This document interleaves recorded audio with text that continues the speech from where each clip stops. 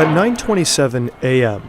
on the 24th of March, 2015, a plane got in contact with the Marseille en route control center.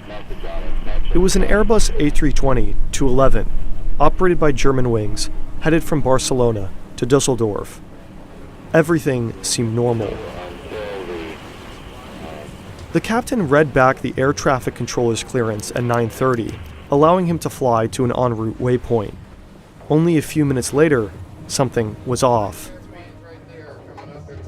The control center in Marseille saw that the altitude for the aircraft was around 30,000 feet, almost 2,000 feet lower than the original cruise altitude, and declining.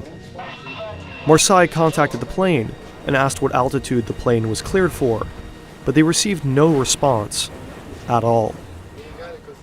Over the next 30 seconds, Marseille tried to contact the flight crew 2 more times. No answer. At 9:34, the control center tried a different frequency, but again, no response. From 9:35 until 9:39, the Marseille control center tried to contact the flight crew multiple times over different frequencies. An air traffic controller from the French air defense system also tried, as well as another aircraft. But each time, no response from Germanwings Flight 9525. At 9:40, radar contact was lost. The French air traffic controllers triggered a distress phase, declaring that the aircraft and its occupants were in imminent danger and required immediate assistance. At 9:41 a.m., Flight Germanwings 9525 crashed into the side of a mountain in the Alps. What happened? The crash occurred on a remote mountain. Because there was no access by road, emergency crew had to be brought in via helicopter. The plane was completely destroyed, the debris field vast, but the pieces of the craft small. The cockpit voice and flight recorder were found in the same week, although they were both severely damaged. When flight investigators stitched together the data, a story of intentional action formed. The plane was hijacked, but not by terrorists. Let's go back.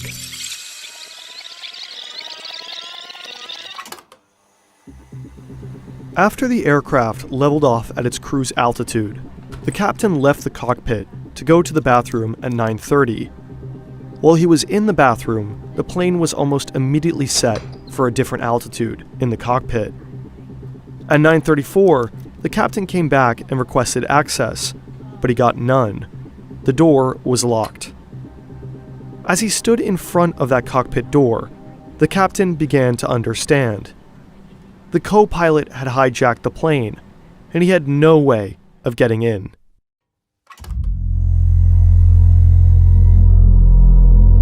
After 2001, cockpits were changed in order to protect those flying the plane from potential hijackers. To enter the cockpit, a crew member has to call the cockpit on the intercom and press the pound key on a keypad, which buzzes the cockpit. At that moment, the pilot can switch the door control from norm to unlock, and the crew member can enter.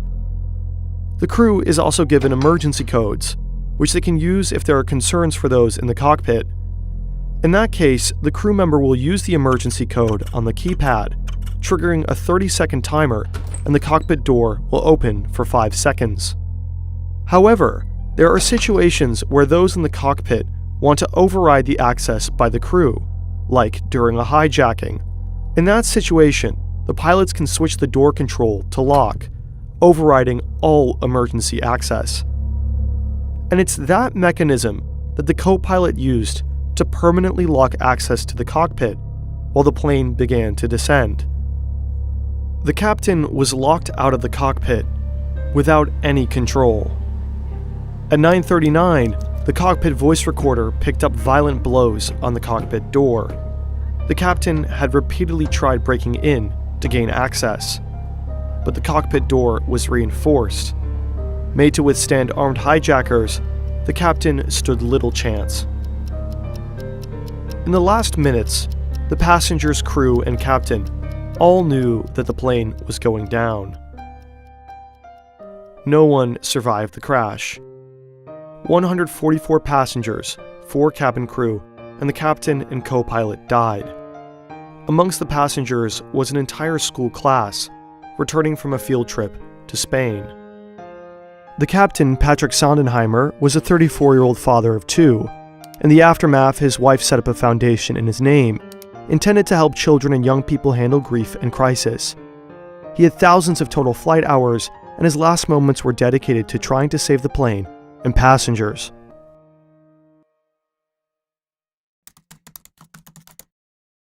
The co-pilot was 27 years old, and from a young age, he was passionate about flying.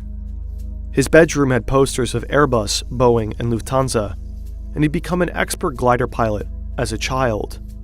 He joined Lufthansa's flight academy straight out of school, but only a few months into the program, he stopped.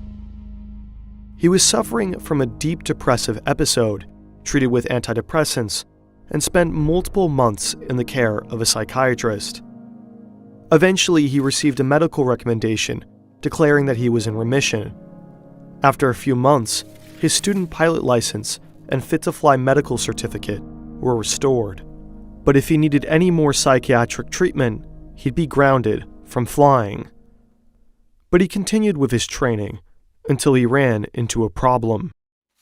While filling out a document required by the U.S. Federal Aviation Administration to fly at an Arizona-based, Lufthansa-operated flight school, he said that he had never been diagnosed with any mental disorders. This was a lie, and he got caught.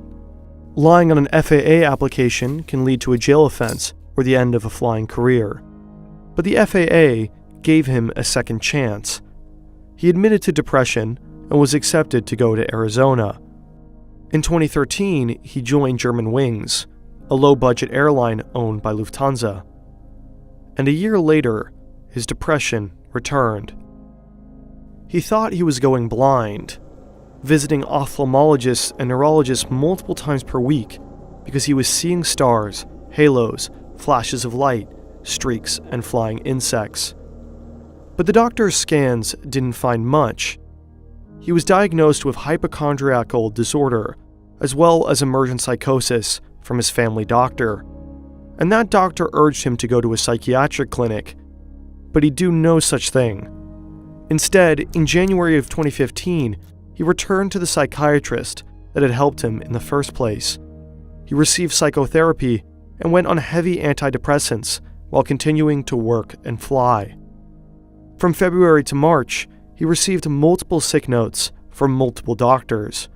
He wasn't all right, and he wanted something to change. 4 days before the crash, he turned to his computer to understand the locking mechanism on the Airbus A320 cockpit door. On his outbound flight from Dusseldorf to Barcelona, he tested the descent settings for a moment while Sondenheimer was outside the cockpit. On the return flight, he used it to bring down the plane. How could this have happened? Pilots are required to do health screenings and annual checkups, but mental health is easier overlooked than physical. Since pilots operate under an honor system, they're expected to self-evaluate their health. And this can be an issue. The co-pilot was declared unfit to work by his doctor, but he decided to just not tell his employer. But if someone like him is a risk to public safety, a doctor can break doctor-patient confidentiality and report him to authorities. So why didn't at least one of the multiple doctors who wrote multiple sick notes and declared him unfit to fly think that the co-pilot may have presented a risk for public safety? Enough of a risk that he couldn't be trusted to report himself. We don't know. The doctors may have believed the co-pilot was a risk to himself, but not to others. Being depressed does not make you a killer. Or maybe the doctors were just scared. Breaking doctor-patient confidentiality does not come without risks. It's even possible cultural factors could have played a role. Privacy and data protection are valued really highly in Germany. But trying to understand why doctor-patient confidentiality wasn't broken is a dilemma and issue best left to healthcare professionals and ethics professors. And unfortunately, we're YouTubers. so we encourage you to read more about it in these articles. Nonetheless, when you're watching this today, it's important to understand that this type of incident is incredibly unlikely. In the aftermath, the European Aviation Safety Agency proposed multiple safety regulations. Psychological screening for pilots increased, and multiple airlines adopted a two-person in the cockpit at all time rule, although Lufthansa has recently phased this out. In 2015, Germanwings was rebranded to Eurowings. The decision was made prior to the crash. In the end, Lufthansa compensated the families of the victims, but there are questions about whether it was enough. The families have faced losses that no money could ever heal.